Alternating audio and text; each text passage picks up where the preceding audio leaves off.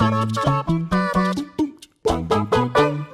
guys, Jules here for WhatCulture.com, and I am so pumped up right now because as of this morning or last night, depending on where you are around the world, we know that we are officially getting a Resident Evil 2 remake, one of my favorite games of all time, in brand new, lovely HD graphics. Yet in and amongst the blood and gore, there was so much more, and today I want to share with you some little Easter eggs and tidbits that I noticed so that we can all be stars together. Doesn't that sound lovely? Indeed it does, Jules. So with this in mind, I'm Jules from WhatCulture.com, and these are the 8 details that you might have missed from the Resident Evil 2 reveal.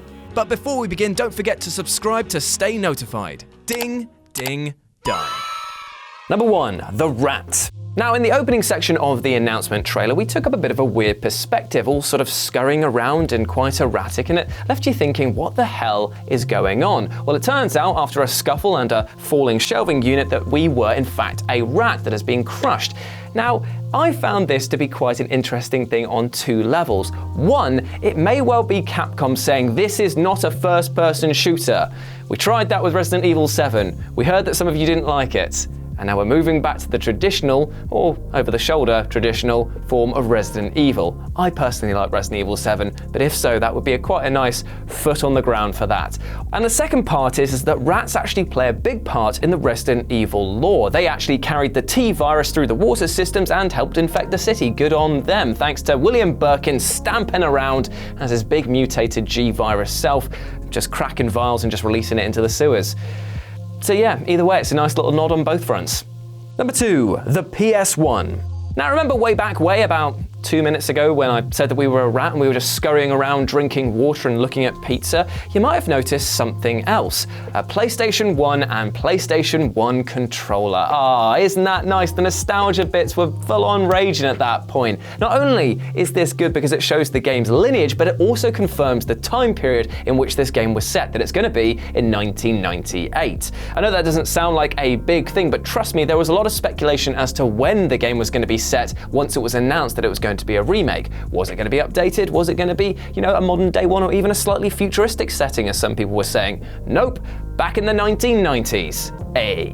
Number 3, young Leon the Lion. After his brilliant shot, we are introduced to the fact that we are going to be playing as stalwart Resident Evil veteran Leon S. Kennedy, complete with his lovely flowing locks. Oh, Leon, I envy you in so many goddamn ways. But interesting to note is that he's had a slight update to his uniform. It's a different color, different length, got his walkie-talkie on a different bit on his thing. Doesn't really matter that much. There's also a Raccoon City Police Department logo. That's been updated. But the real interesting thing is that when he's holding his gun there, you'll realize that's not the VP-70 that he was so famous for carrying around in the original game. That means that we might actually get to find out whether or not he gets given this gun by somebody else further down the line.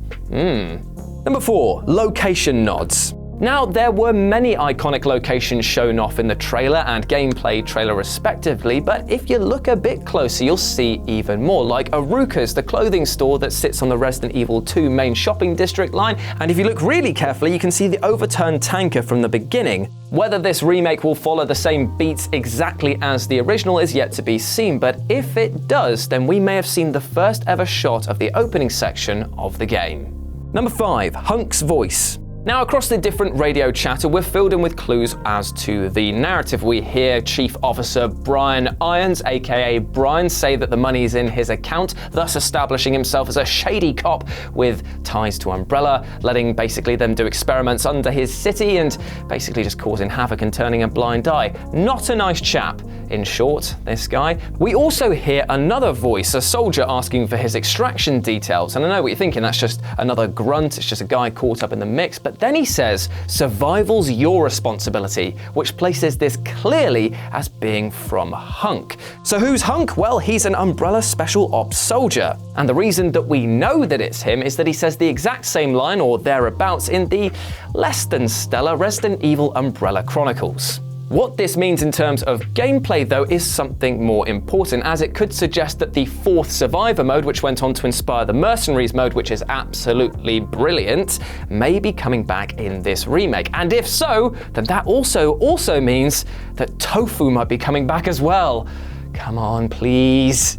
Number 6. Shady characters. Now, towards the end of the trailer, we get to see 3 sort of shots of silhouettes of characters. Now, we can place 2 of them quite firmly. One is Mr. X, thanks to his rather imposing frame and amazing new hat that he's got now. And the second one is Ada Wong because of her head shape and also her stance. I mean, it's pretty obvious that it's going to be her anyway. But the third one of this little figure here, well, that causes more questions. Because is this going to be Shirley Birkin?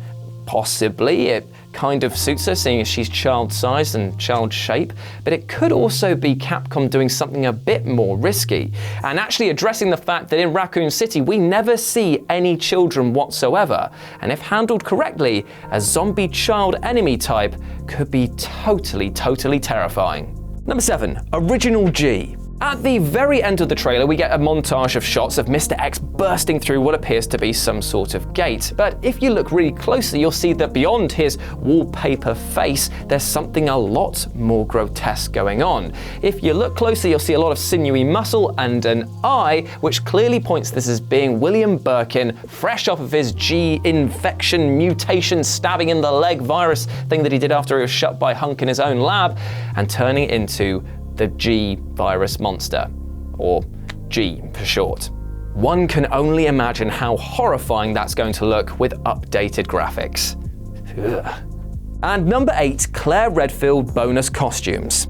After the reveal of both the trailers and cementing a release date for next year, Capcom also announced some pretty nifty pre-order bonuses as well. Now, there was the usual affair like getting some weapons, the samurai edge for both characters, but also some costumes as well, like the military garb for Leon and a noir outfit for the pair of them. But Claire's second outfit that you could get for the pre-order bonus was something more interesting indeed. It turns out that if you pre-order the game, Claire Redfield will get access to the Elsa Walker outfit. For those of you not in the know, Elsa was the original female main for Resident Evil 1.5, aka the pitching demo that was used to get funding for the project that turned out to be Resident Evil 2. It's a lovely little nod to a character who was eventually redesigned into the one, the only Claire Redfield. And there we have it. Those were 8 things that you may have missed in the Resident Evil 2 remake announcement. Let me know what you thought about them down in the comments section below. And as always, I've been Jules. You've been awesome. Check out this video that I've done on something to do with the gaming channel here, and check out this video I've done on That Film Theory, a new channel that's basically launching on the sly at the moment, where I talk about sort of cinematic theories and stuff like that. It's quite fun. Hope to see you there. Anyway, you've been awesome. I'll speak to you soon. Bye.